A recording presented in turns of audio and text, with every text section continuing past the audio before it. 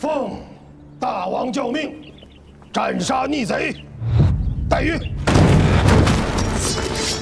杀！快快快！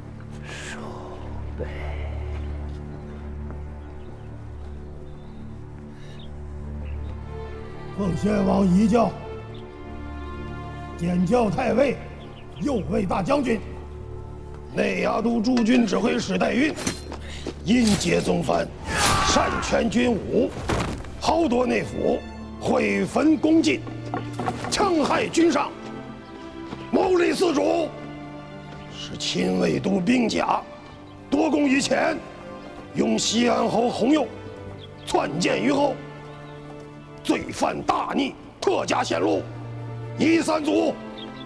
吴越国王天下兵马大元帅教。天福6年8月廿4乙亥。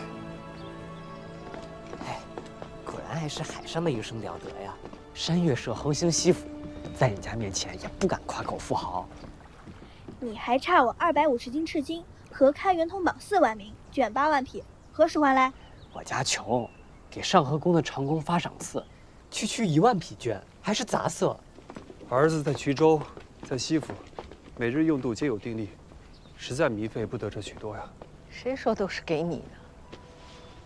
哎呀，养个儿子呀，就是扔出去的石头。你自家的吃喝用度，自己靠本事挣去。倒是你金定姑姑那里，也是一大家子人。你这个当晚辈的，回岛上一遭，不带些提己回去补贴1、2，可还像话？母亲大人说的是，儿子定当母亲的一乡之意代为宣达。戴太尉与金定姑姑说，儿子亦当每日早晚代为问安，不让别人笑话了母亲的礼数。吾承祖宗之宏烈，勤劳邦国，夜夜精精，苛求致志，奈何两要立天，不能讨馈赠之术。40成岁，无异于代谢之期。经书不可以久化，抒情不可以法统。唯义是守，为敬为和，克敏克宽，斥去其邪，亲任人人。太傅，两军节度副使洪佐聪锐勇毅，恪尽公人，故令判佐奉印，传赦两军留后，伏请圣心复查。靖节黄月，庙堂礼制，东南府县蒙利军民，积息一隅，茂哉靖哉，主者施行。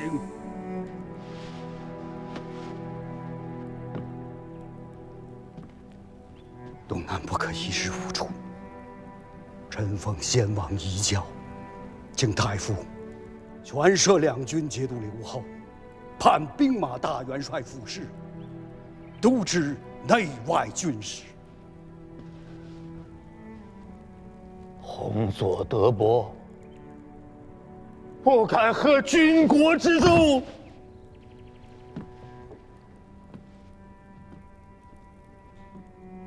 郎君此言差矣。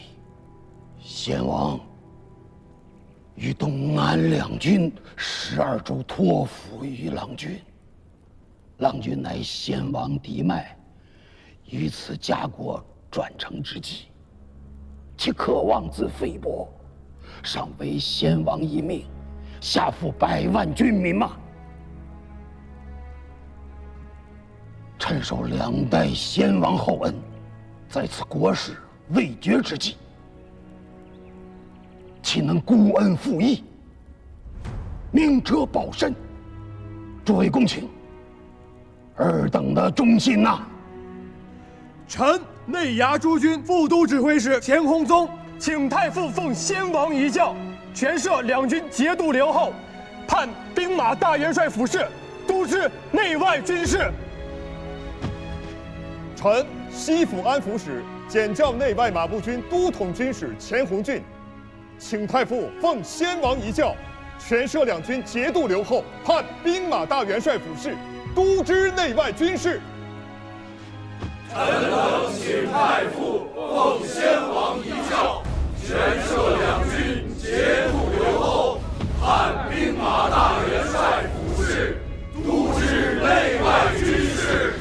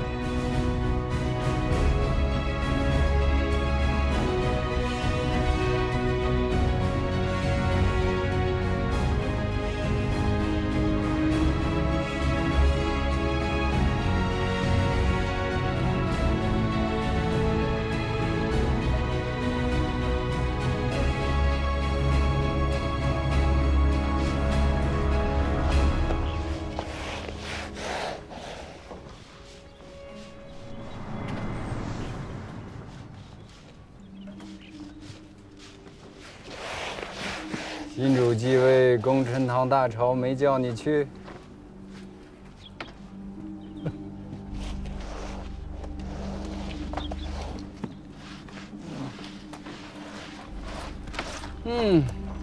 以前只知河都将武艺绝伦，没想到这弟媳的也比常人洁净些。飞鸟尽，良弓藏。哎呀！严重了，末将不过是……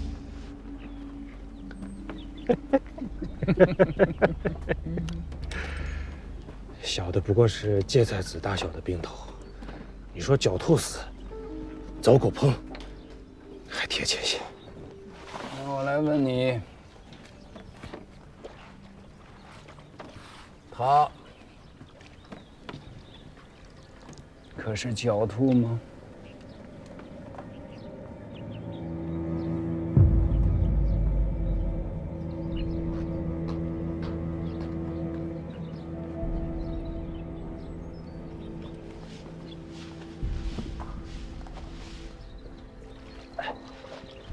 我给他做过3年的钦定。当年东周大战，挑棒搏杀，火箭点燃了船帆，桅杆砸倒下来。若不是他将我一脚踹下水去，我坟头的树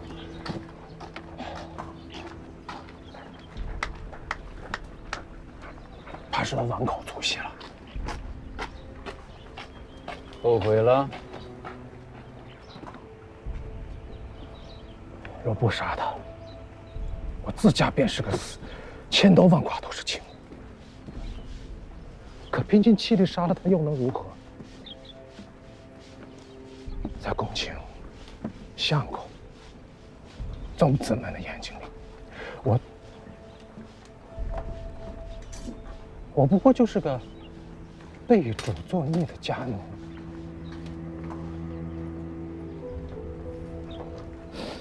此刻还能留我在此处洗地，已是天大的恩德。如何还敢想宿卫正殿大朝那样的美差？你可知他为何会死？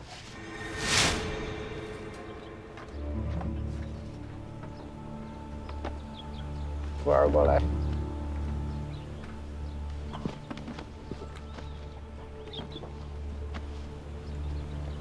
因为他小看了你这个芥菜粒儿大小的兵头。这些公卿太尉们在吴越国中安生日子过久了，大约早就忘却了眼下是一个什么样子的世道，还以为天下之事尽在掌握。殊不知，这几十年来，天下之事何曾真的由他们说了算？长安天子魏博牙兵，没有了亲卫牙兵，一个空头的天子饿到皮包骨头临死，连口蜜酒都没得喝。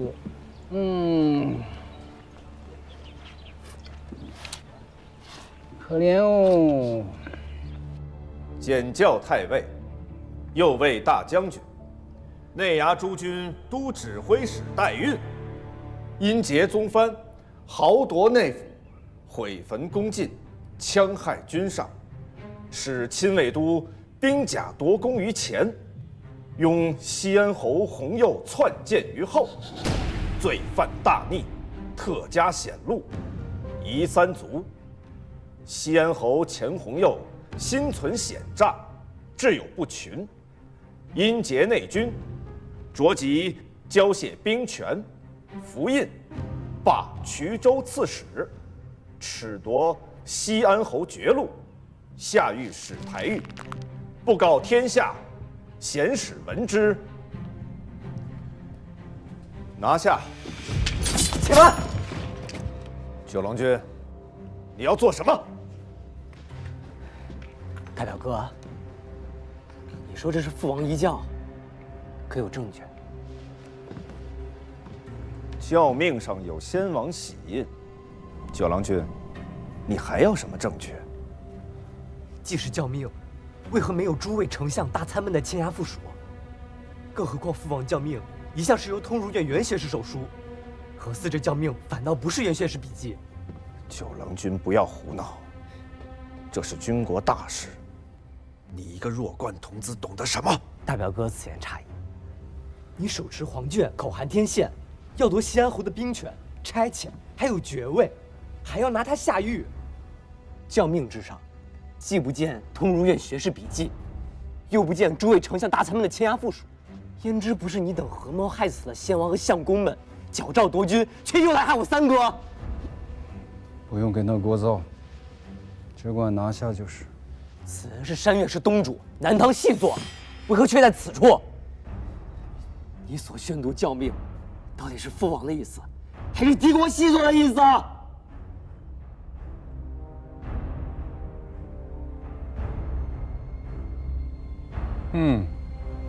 抗拒王命，罪在不赦，一并拿下便是。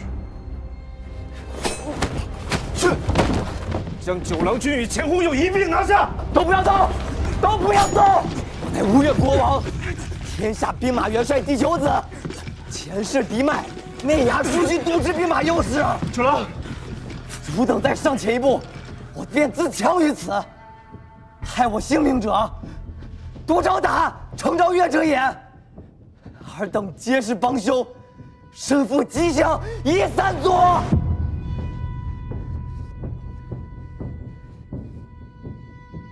九郎不肯奉教，持刃抗命，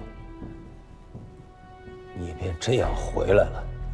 九郎君乃宗室至亲，末将不敢擅传。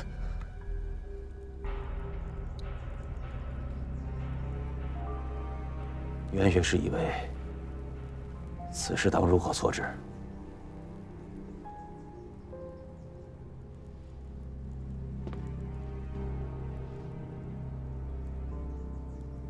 三郎君、九郎君皆宗子也，此乃留后家事，不当论外臣。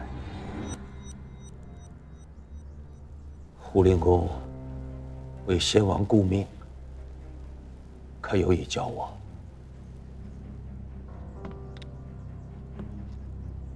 昨夜里尘渊大火，先王洪氏便起昼夜，敌我难辨，老夫不得已诛杀代孕。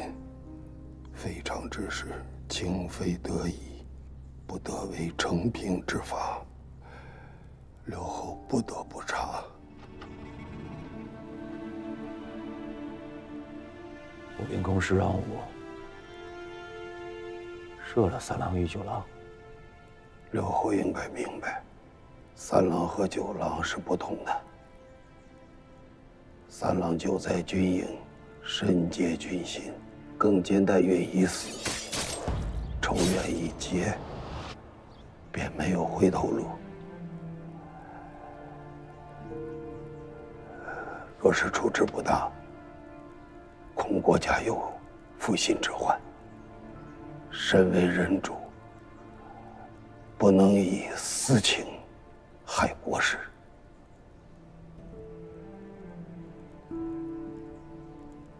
处事要果断勇决，万不可做无人之人。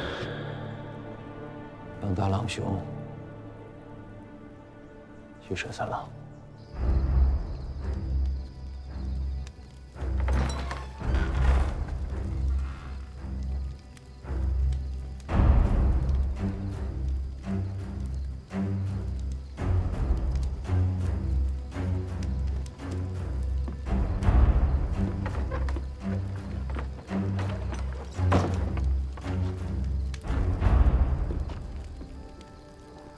三郎，父王，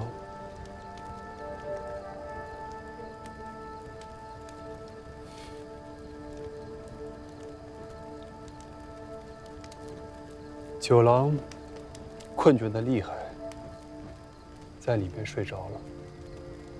九郎无事，那就好。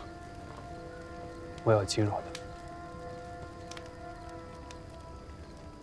既然如此，我们去哪儿？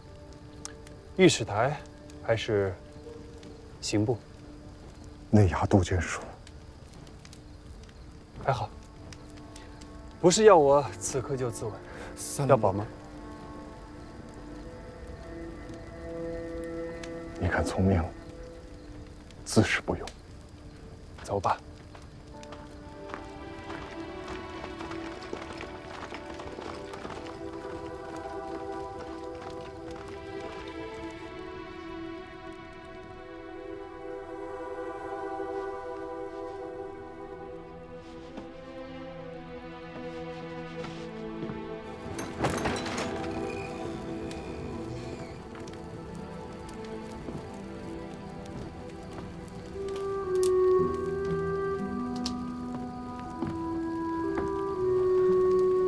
七哥，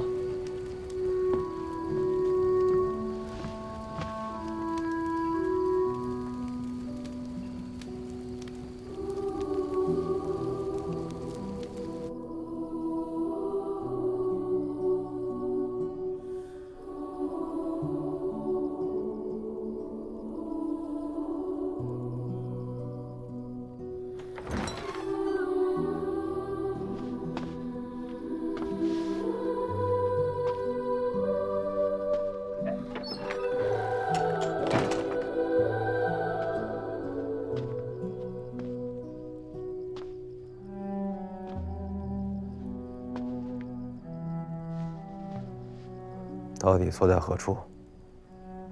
想明白了没有？六哥当了大王了，便没了兄弟了。谁若是这时候还念叨着兄弟二字，那便是弥天大罪，该千刀万剐的。昨日夜里，你在何处？六哥是今日当上的大王，昨日夜里须还不是大王。昨日夜里的事，原该父王来问才对。父王问了。父王问：七郎何在？我到殿外候命，未经通传，不敢觐见。父王又问：九郎呢？我答：许是睡着了。要传他前来吗？父王说，小孩子较长。九郎素来好动贪玩，许是白日间闹得倦了，让他睡着吧。你为何要骗父王？我明明不在。我问你自己。昨日里，父王并天之际还在心心念念他的儿子，那个时候你这个做儿子的，可曾记挂起这个久病的老父？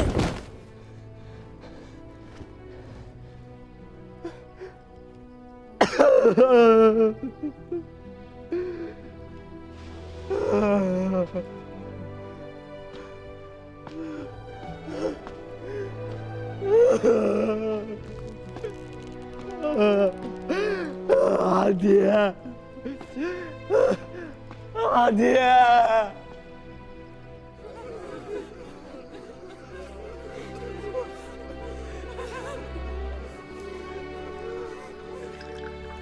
这里毕竟是关押获罪宗室子弟的地方，相较于刑部而言，已经好很多了。九郎无事吧？被罚在奉贤殿跪了半日，如此而已。还好，还好啊。你要我帮你做些事情吧？你会做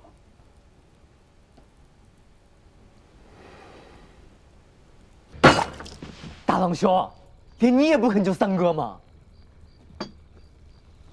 九郎，你的师叔虽说不算出色，可论及九章算筹，多少年的老账子也要甘拜下风。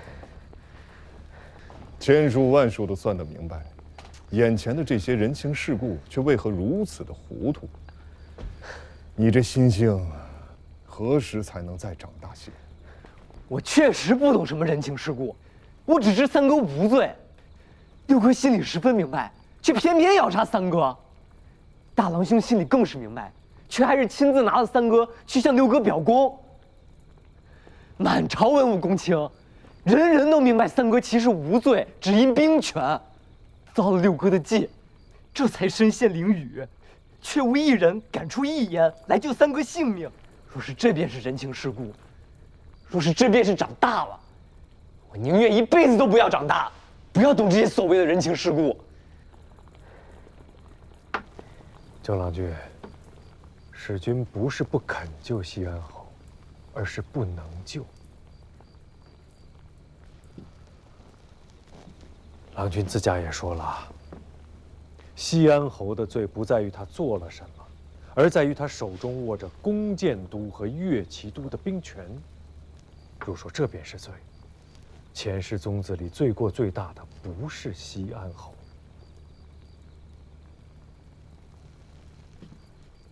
使君身上担负着内衙诸军都统军使的差遣，罪过只能比西安侯更大。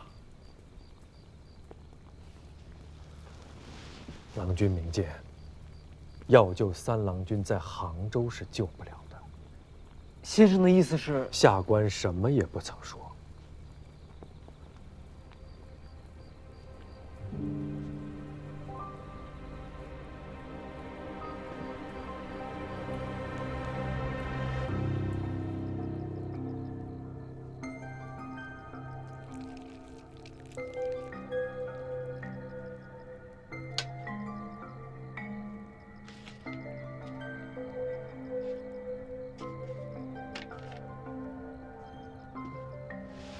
这一趟差事十分紧要，容不得半点差池。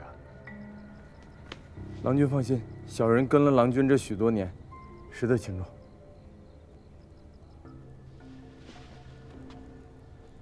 此去汴梁，一来是奉表告哀，二来是体看风俗，三来是礼敬重臣，尤其是奉令公出，须得当面拜会，待吾之意。臣谨遵君命。水秀公即为使臣，按常例，当加大元帅府判官。自当如此，自当如此。臣敬信留后。